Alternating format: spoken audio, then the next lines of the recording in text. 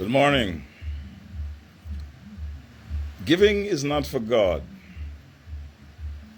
It's for you. Why? Because God owns everything. God is rich and God needs nothing. The earth is the Lord's and the fullness thereof. But what God does is that He uses giving as a means of training us, His people. Let me tell you what I mean. Number one, giving tests our trustworthiness.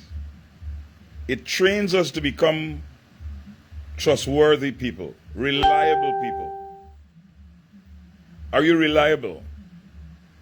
Can people depend on your word? Or when you say something, do you stick to it even when the tides change? Or do you vacillate and change your mind? You're undependable, unreliable. You said you'll be there at 8 o'clock, 9:30. You come dragging your lazy self there, talking about, you know, the traffic. We know you're lying. Are you worthy of confidence? Can we put our confidence in you? Can we believe in what you said you were going to do or what you said you were not going to do? And so God uses giving as a means of training us to become trustworthy. If you're untrustworthy in giving to His cause, to God's cause, you're untrustworthy. All right. God uses giving to train us in management. Can you handle what life brings at you? Let me ask you a question. You don't have to answer. The money that you've gotten for 2022, can you give account for it? Most of it, some of it, any of it? Where did it go? Where did all the money you earned, where did it go? So, Rev, I'm not too sure, I'm not too sure. That's the problem right there. Management, the inability to handle, to control and direct, to guide. Because money has a voice and it has an itch to it. It wants to be spent, not likely invested. Management, to succeed often, even in times of difficulty. Can you handle difficult situations? Or do you fold and fall apart? To test you, to see whether you would use the thing in the desired manner.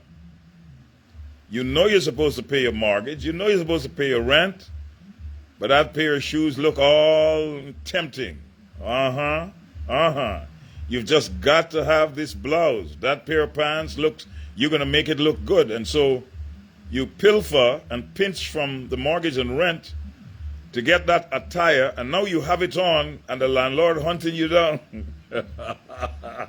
Rocka shaka. Do you use the thing in the manner that is desired to be used?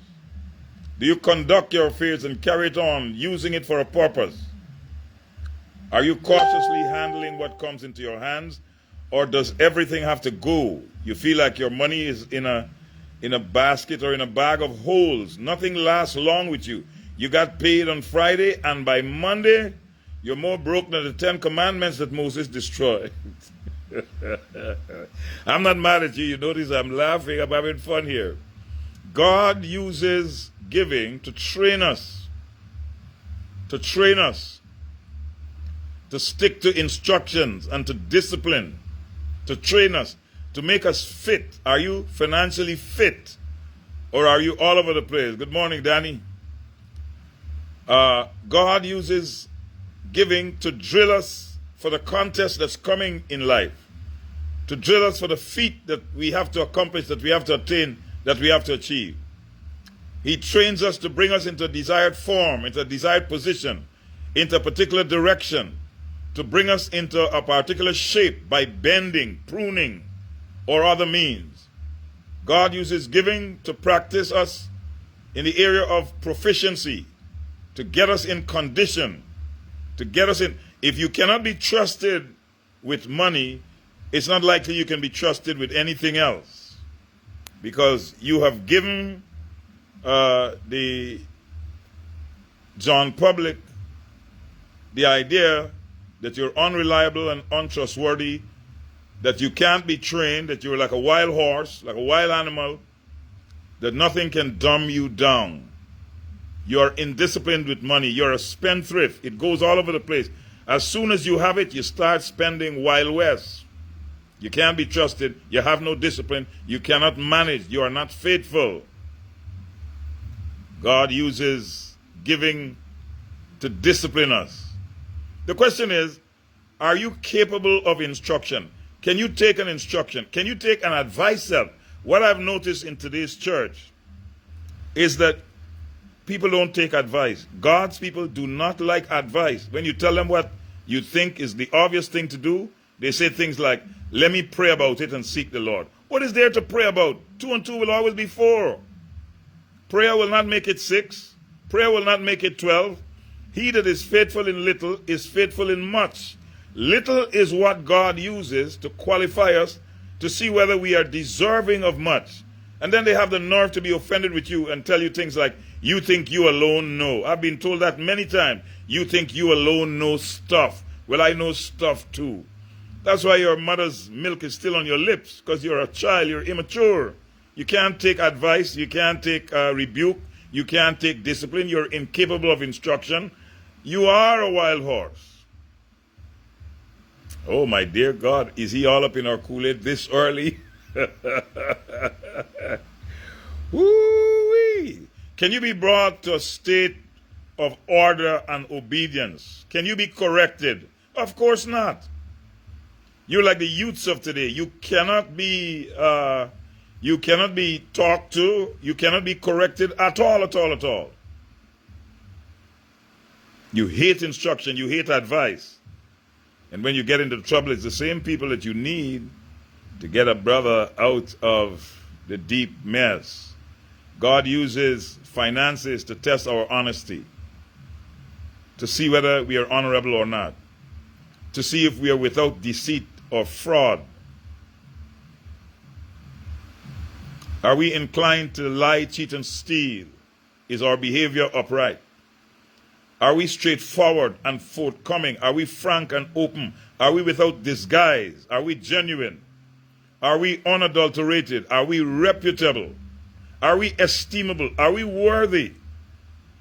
God is using money to test and to train in all of these areas of life. And then finally, he said, well, I'm glad it's finally. He uses money to test us in the area of our diligence. Diligence.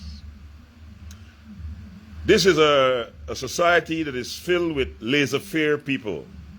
Couldn't care less people. Don't give a damn people. Whatever happens, happens people. Que sera, sera people. Whatever will be, will be. The future's not ours to see. What will be, will be. He uses money to test us and train us in diligence.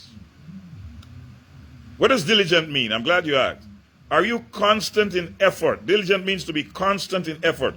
You are always, quote unquote, Esse-boom speak, efforting. Oh, well, what do you mean by efforting? Are you constant in effort? Are you attentive to details? Are you attentive? Are you paying attention to where the money is going? To how quickly it's leaving your life?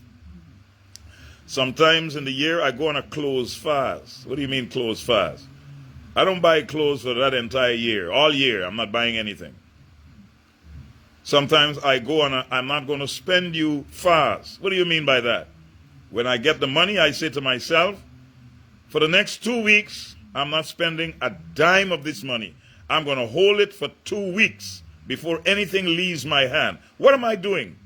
I'm training myself. I'm cutting off all this impulse buying, this spendthrift anointing, you've got to scratch me when I itch. That's what money says to me. You've got to scratch me when I itch. Well, you're going to itch forever and a day because I'm not scratching until 2 weeks are done. Are you aggressively pursuing? Are you attentive? Are you doing things with painstaking detail and care and perseverance? Painstaking detail and care and perseverance. Are you handling money or is money handling you? Can God trust you? And I say again in closing, giving is not for God because God is rich. The earth is the Lord's and the fullness thereof. Giving is not for God because God needs nothing from you. Giving is not for God because God has given you everything that you have got. You did not pull yourself up by your bootstraps as you would have us to believe. It was all God's grace and mercy that got you to where you are, and the help and assistance of other people. God doesn't need anything you have. He uses giving to train you and to test you, to make you the kind of individual that you will be proud of when you have learned the lessons of life. Good morning, Monifa. How are you doing, girl? God bless. Have a good one, y'all. I'm out.